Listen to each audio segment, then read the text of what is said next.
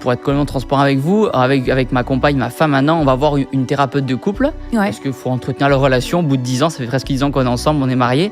Et elle me donnait mon podium dans ma tête. Quel était mon podium? Place 1, 2, 3. J'avais dit le sport en premier, le boulot en deuxième et ma femme en troisième. Mais Elle l'a pris comment?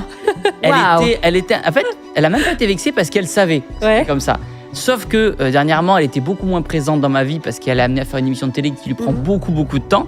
Du coup, je me suis retrouvé du jour au lendemain sans ma femme.